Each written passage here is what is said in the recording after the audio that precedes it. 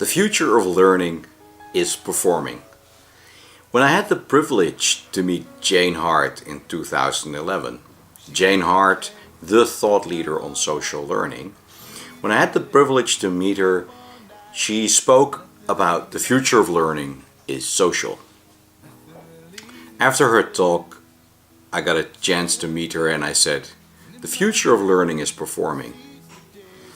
Well, that sounds a little odd though, doesn't it? I mean, how can the future of learning be performing? Well, a lot of it has to do, why we find it so hard to wrap our heads around this, has to do with our preconceptions of learning.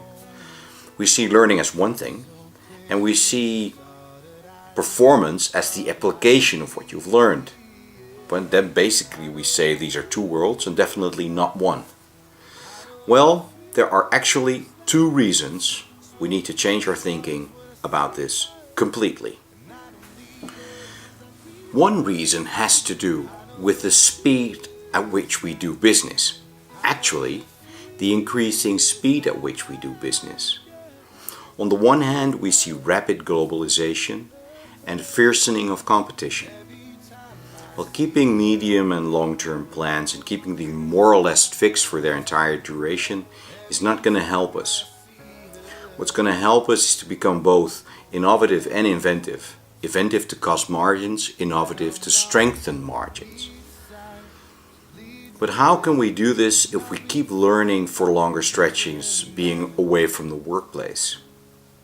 What we need to do is actually shrink the time frame between learning and performing to zero or virtually zero. The second reason has everything to do with our brains. Our brains are actually very good at one thing: forgetting.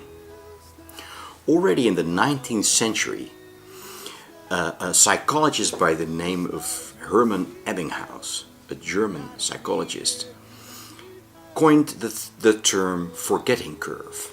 What the forgetting curve says is that we forget 50% of what we learn within 1 hour unless we practice that within that hour.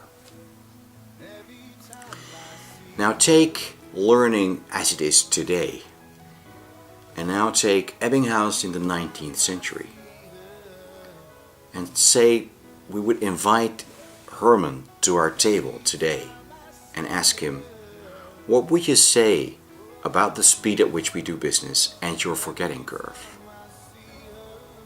He probably would say, shrink the time frame between learning and performing to zero.